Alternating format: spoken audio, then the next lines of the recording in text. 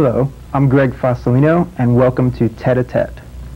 I'm managing editor of Reflex magazine, a leader in documenting alternative music and culture. I've also been a music journalist for over 5 years, including time spent at such publications as Rockpool, Heaven Down Here, Faces, and The Islandeer.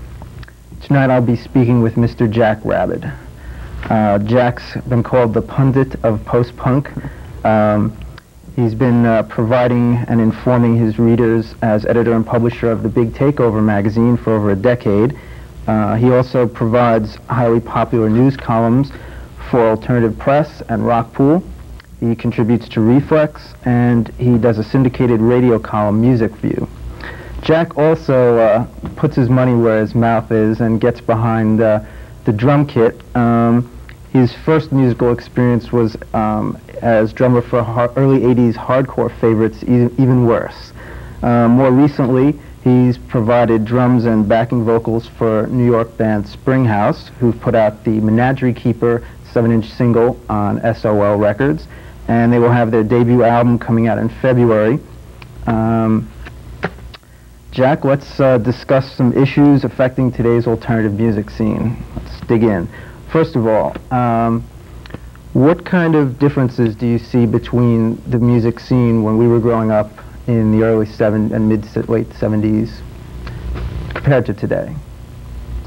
Well, when I think of the difference, I have to be aware that my experiences are colored by the fact I was a teenager in the 70s. I know the same thing as for you, Greg, in the late 70s. So what happened from like 1970 to 1976 was a big joke to me and to you, because we were people who liked the Beatles and the Hollies and the Kinks and the Stones, and we weren't really ready for the whole disco revolution. But it's just a coincidence that the punk rock explosion happened in 1976 while people like us were hitting our teen years and we were discovering everything else as well. So I wonder sometimes if things really have changed or whether it's just that I've changed. But when I really start to think about it, I believe sincerely that the time was ripe and things were fresh in the late 70s. There was nothing else. There was no rock and roll as you were. There was just heavy rock. There was heavy metal. There was disco. There was art rock like Yes, things like that. So this whole thing just started at once, and we got involved in that. And now kids, when they come along today, are getting involved in something that's got a 12-year tradition, but it's not as good as it once was because it's diluted itself very badly. You think so? I'm really convinced of that. The original inspiration worked for a long time, much as the 60s thing happened with the English invasion and the 50s rock and roll explosion. You had a whole bunch of great artists feeding off each other at the same time. And I think that was particularly true in the late 70s, whether you talk about the Talking Heads or the Sex Pistols or the Weirdos or any of the great bands that started the punk rock thing happening. In the indie alternative scene, what that created was, for the first time, was bands doing it for themselves, putting out their own records, getting together their own shows, not waiting to be signed to major labels, not worrying about whether they were going to become famous, whether they were going to sell a zillion albums. The only thing that mattered is they had some rock and roll to play, and if anybody wanted to hear it, they'd play it. Now I think we've grown complacent. Those channels have existed for 12 years now, and I think the impetus has gone back to people wanting to become famous, and they want to be big league. They don't actually just think of it in small terms anymore and getting started first. Wouldn't you think, though, that a lot of bands today, though, more than any other time since then, more popular bands do have somewhat of the punk attitude? Well, there's no question about that. In fact, R.E.M., which is probably the most popular group that I like, they're selling a couple million albums now. But if you go see them play at one of these arena shows they're doing around the country, they're covering punk rock classics like Mission of Burma or Television or Wire on their album Document. I think the punk rock influence has finally made its way in a very small way into the mainstream. Unfortunately, that hasn't opened up the entire market for this music. For instance, when the Beatles came along, or the Stones or the Beach Boys, they were minority taste at the time because of the Philadelphia crooners were the big thing in the early 60s, but when those bands hit, they immediately went into the top 40 and they changed the entire scope of the entertainment business. Same thing for like Carl Perkins or Eddie Cochran and Elvis Presley when they first came along and built on what Fats Domino and Little Richard were already doing. But the punk thing never did become famous or popular. It never sold 1 million records. It took the Sex Pistols 10 years to have a gold album. Now that bands like R.E.M. and XTC and The Cure and Susie and the Banshees are finally in the charts, there is a greater possibility now than ever before for alternative music to make a mark, but it's coming so slowly I begin to wonder if it'll ever happen beyond these few isolated cases. What about actual being in a band? Do you think it's easier now to be in a band and to get yourself started if you have that attitude? Well, there's obviously more opportunities now. As I was saying, what happened in the 70s wasn't precedented. When you talk a famous club like CBGB's, one of the reasons it's famous is because it was a Hells Angels bar. It was a biker bar. And it really didn't have much to do with rock music. It took a couple of musicians to convince the owner to start letting bands play there. And I think that was the experience for a lot of groups in the 70s. They played a lot of dives and strange bars and hard rock clubs trying to get a foothold. But since then, now there's 12 years worth of channels built up. There is independent promoters, there's well-established independent labels now who will put your music out. There's a sympathetic college radio base that's out there that wasn't really there in the late 70s.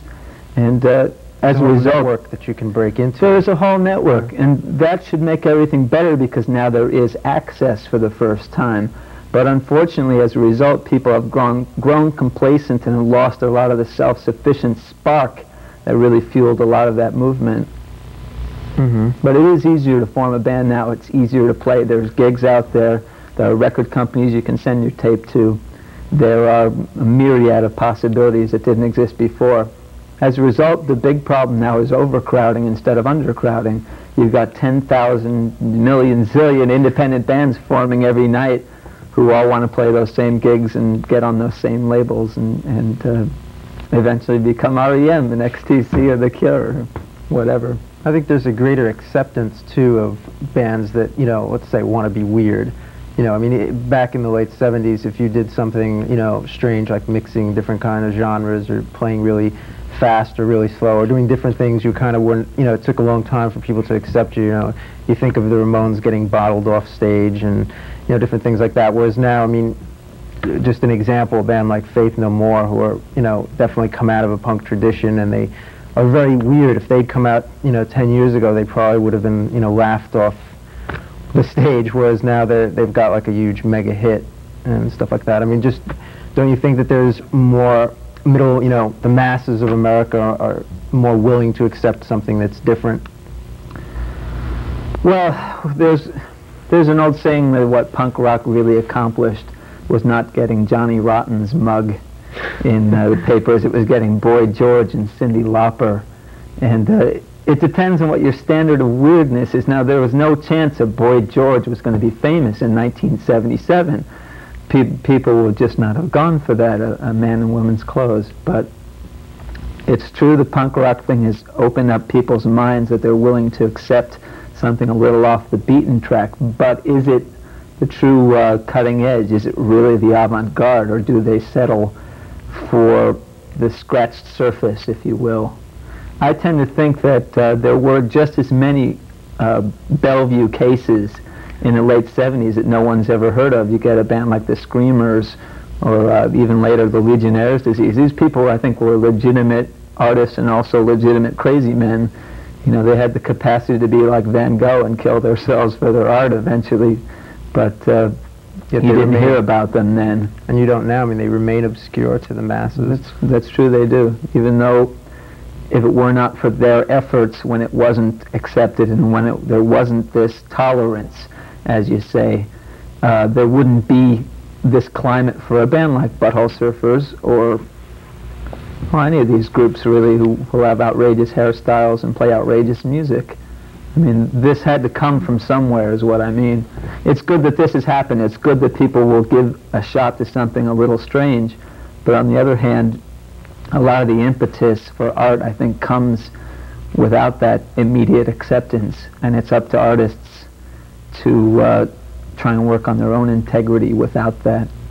Don't you think, too, that they, someone starting out now would probably be able to make somewhat of a career out of it, whereas then, I mean, talking of other obscure bands of that time, I think of a band like The Mad, where, you know, someone like Screaming Mad George, their singer, had to go into, like, doing effects for horror movies, where he's, like, you know, pretty well known today, and he couldn't make a living, obviously, doing the music he was doing now, whereas someone starting out today, they can at least maybe have a chance at saying, yes, I might not be a millionaire, but I might be able to, you know, get my meals out of doing this alternative music. Well, I'm glad you mentioned Screaming Mad George, because I think he's indicative of what all was happening back then. If I was having such a good time as a teenager, it's because there was so much fun to be had. Someone like Screaming Mad George never considered for a moment he could ever be accepted, that he could ever hit any masses, that he'd ever get any college radio.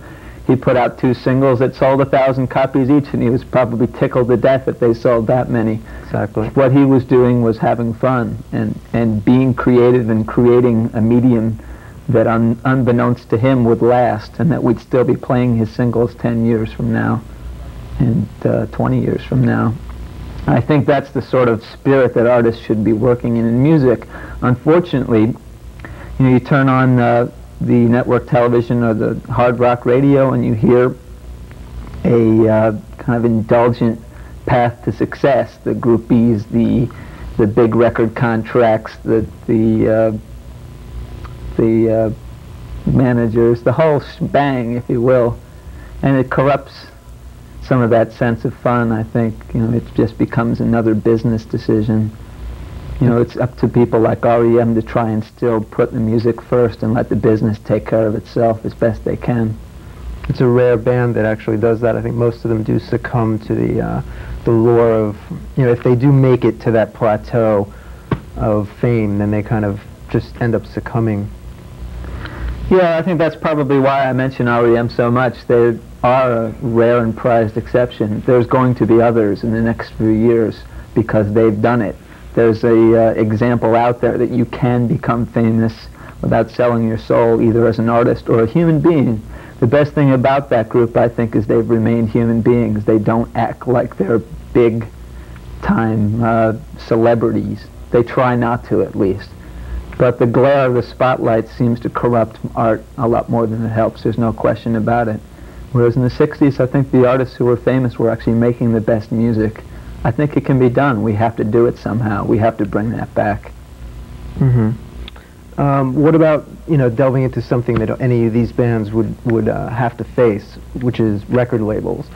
Nowadays, I mean, there's certainly a greater proliferation of independent labels today than there was 10 years ago or 15 years ago. How do you see the state of them as they are now? Well, that's been probably the best development of the punk attitude, if you will, the post-punk attitude, is that you don't have to sit in a rehearsal space for 2 years perfecting your craft, never playing a live show, and getting a manager and sending out 1,000 tapes to every major label, every publisher, every manager, every producer. What you can do is actually get out there and play, and you can put out records on an independent label that most of the population has not heard of, but who will get your music out there and allow you to get out and support it. And it'll give the people who come to see you a chance to hear what your music sounds like at their own homes. What do you think, though? I mean, a lot of people would look at independent labels as kind of like a breeding ground just for the majors to snatch up. I mean, you're a baseball fan. I mean, are they just minor leagues of the record business or something? They've certainly become that way. I think when alternative music was in its heyday, it wasn't that way because the major labels weren't interested. They said, this is minority taste. It's lowest common denominator that rules. We're not interested in this stuff. This is for weirdos. This is for upscale, upmarket yuppies, or this is for a bunch of left field anarchists and crazy people, and they just weren't interested. So the independents flourished on their own. They were the only people who were around who would touch that kind of music, even beyond punk, into the entire realm of challenging music. Some like avant-garde artists like Snakefinger, who no punk would go anywhere near. He couldn't get his record out on a major label to save his life in 1979. Maybe in 1990 he could, if he were still alive. But now they are minor leagues because the reverse has happened. The major labels have suddenly discovered that there is money to be made from an REM or a Susan the Banshees or a Faith No More or a Depeche Mode or any of these groups that used to be considered too far away from the beaten path. They don't sound like Aerosmith. They don't sound like the Bee Gees, later Bee Gees. Not the 60s Bee Gees. They were one of my favorites. But as a result, they, with the big bucks, came and snapped up all the talent, or a lot of it, from the independent labels. They started signing the best-selling and best-known talent that those independent labels had. They sort of crippled the independent label industry by doing that. There was almost no way around it. It's happened since Sun sold Elvis Presley in 1956. It was the biggest, stupidest business decision probably in the history of the entertainment business. But it's precedented, obviously. Do you think that that is the route most bands should take first, you know, going on an indie label, or would you, I mean, you've been on indie labels. How would you, what would you recommend? If it's a young band that doesn't have much experience in the music business and it doesn't know the legalities involved, they're going to get basically the runaround from a major label. They're going to become their employees to the point where they're pushed around and told what to do. And they're in a pressure situation that they're not really ready for, usually. On an independent label, you can sell, say, 20,000, and you're doing great. You're doing fantastic. Yeah. The indie label will probably go out and buy you a bottle of champagne. But if you're on a major label, that's peanuts, and they want to know why you're doing so incredibly badly. And from now on, you're going to do it their way. They're going to pick the producer for you. They're going to get you another manager. They're going to deck you out in the clothes they've picked for you. They're going to do the whole thing. That's the biggest difference between the two, is the artistic freedom. To start out on an indie label and become successful already on a certain scale gives you a bargaining position that you wouldn't have otherwise. So you can make demands on a major label because they're all trying to sign you at once. You have every different label sending an A&R guide to woo you over dinner and drinks, and you say, well, okay, we'll be glad to sign, but first you've got to let us do what we please. You've got to give us more money. You have to let us put out 3 albums without dropping us. You can make all kinds of demands on them that you couldn't make if you just signed direct to a major. I think it makes a lot of sense to start out that way. What about the darker side of that coin, though? I mean, now, since a lot of these indie labels have tasted success, they've kind of blurred the line between being an indie and a major. I mean, labels like, let's say, IRS or Enigma, 5, 10 years ago, they were indies through and through, and now basically I would think that they would do some of the practices that you just said a major would do in terms of pressuring bands, in terms of having to meet, you know, certain quotas of sales. I mean, even smaller labels, I think, are some of them are indie labels are closing up their, you know, doors to like something that's really, you know, off the wall. Well, what you're saying is a true minor league situation. You have the Yankees, they own Columbus, they own Fort Lauderdale. Whoever plays on those teams, if they get to be any good, gets called up to the big team. And these aren't really independent labels at all. It's a complete and total misnomer. They're given the credibility of independent labels. They sign talent that's considered not ready for the major labels, but they are in fact in agreement contractually with major labels. So how could they be independent? I'm not saying that's a bad thing, because the independent distribution situation as it exists now is in such a decrepit state that there's almost no other choice now for a band that's a little bit ambitious. Like you mentioned, ours, and even worse, we had no ambitions. We were a lousy punk rock band. It's for fun. And it was for fun, and that was fine. Anybody wanted to come to the shows, anybody who heard our music, which we actually liked even though we were lousy. Well, I would disagree with you on that. Well, lousy in the sense of technical virtuosity. Maybe what we were trying to do, like many bands of that period, was to define a spirit And a lot of people liked us under that spirit. We tried our best, and we made what I consider rock and roll. Much of what I think is on the charts now is not rock and roll. The band I'm in now, Springhouse, has a little greater ambition than that. We don't necessarily want to see our mugs in every teen magazine in the country, but the music that we're making, we believe in to the extent that we think the people who like some of the mainstream bands that I've mentioned, who we still admire, might like our music as well. And we would like to go out and play. We'd like to tour. We'd like to have our recordings heard by a little greater percentage of the population than just the little tiny scenes out there. And unfortunately, you can't do that anymore by just putting out your own record or signing to just any old little label. They don't have the money, and like I said, the distribution system, which is the apex of the issue, has been crumbled. It's fallen by the wayside. You can't get paid. There's cash flow problems in even some of the most established, truly independent labels. So that's why a lot of these labels, against even some of their better judgment, even aside from business considerations, have signed deals with major labels. It's strictly a matter of money. Well, I would say, I mean, as a capper on that, I think both, you know, a band can be successful on either. You take a band like Fugazi, for example, who are enormously successful in terms of what they're doing in a very, very minor situation, minor indie label situation, and yet they can sell a large quantity of records and be successful. Or a band that's on a major, like Ministry, for example, who have a really, self-determined contract and can really call the shots on their own music. So it's, I think it's a matter of which band you're talking about. Some bands will accede to demands from a company, whether they're on an indie or a major. Well, that's funny you mentioned Fugazi, because they are at the moment probably the most successful selling independent band. The groups that were before them, your Husker Du or your Replacements, there's been quite a few of them, were snapped up fairly quickly by the majors because they had proven they could sell 80 to 100,000 records. And naturally, Fugazi is being courted by every single major label that exists right now. And they're thumbing their noses at them. Well, I don't know if there's so much thumbing their noses at them as much as saying, like, you have to give us the same thing that we have now, which is complete 100% total artistic control. Most major labels aren't really willing to do that. They are corporations. They have to answer to stockholders.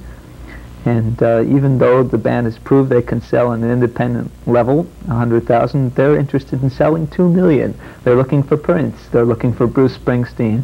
They're looking for Michael Jackson and Madonna, ultimately. The only language that the industry speaks is sales. So they're not really willing to give Fugazi a great deal of money and that kind of control, I don't think. Mm-hmm. Now, if Ministry can be on a major label and sell a lot of albums, that's great. They're obviously not Led Zeppelin. They're obviously somebody who's doing something unique and creative and original, and that's the sort of revolution I'm talking about.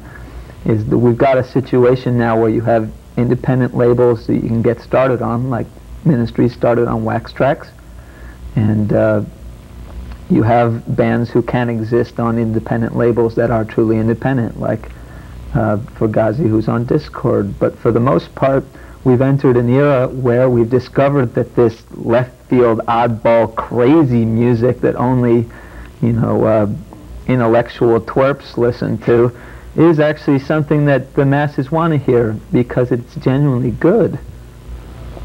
So you're going to have a chance where bands have the opportunity to be on some of these mainstream publications and the airwaves and everything else, and they can openly compete with some of this, what I consider boring commercial rock. They can reinvent the form. They can bring it back to the period where I Am the Walrus was the #1 hit instead of Staying Alive, or the Nelsons, I don't know. Well, I mean, as a last quick note for the audience, what if you could change anything in this scene for the positive, what would it be? Well, I think anybody who becomes king for a day, the first thing they'd want to do is open up the radio and open up music television. You've got a strangulation situation here where the radio's gotten more conservative by the year, which we didn't think was possible. We have this classic rock format I mean, Led Zeppelin happened in 1972. Who's Next came out in 1972. I mean, this is fine, but I don't want to hear that now. I want to hear something that was made in 1990. And the radio programmers are saying, no, this isn't what our audience wants to hear. They want to hear what they already know, or they'll switch to another station. So what you have is all the stations playing the same music that was recorded 20 years ago. That is not what I think what people really want ultimately. They might pacify them for a moment because this is the music that they grew up with and it brings them back to when they were babes. But what they really want is to hear the new sound. They want to have that happening now. If they're going home and listening to the Stones album, the first thing they want to hear is somebody's today's Stones that we can be playing on classic rock stations in 20 years. Like a Social Distortion, for example. Yeah, I think they could do it. I really think that's what we need the most, but all the radio programmers think is like, oh, we're going to lose our listeners, we're going to lose our advertisers, we're going to lose money, we'll have to go back and play that same old boring rock and roll we've been hearing for years, even if it's good rock and roll, like the Stones. Well, we'll see what happens. In any case, we're out of time. So I'd just like to say thanks for listening to me and Jack converse, and I hope we've illuminated some aspects of alternative music for you if you were unaware of it in the previous. And keep your mind open, keep listening, try to discover new things for yourself. Any last words, Jack? Scratch below the surface. It's time to bring some genuine and challenging rock and roll back to the charts. I'm just glad to be here. I can second that. Good night.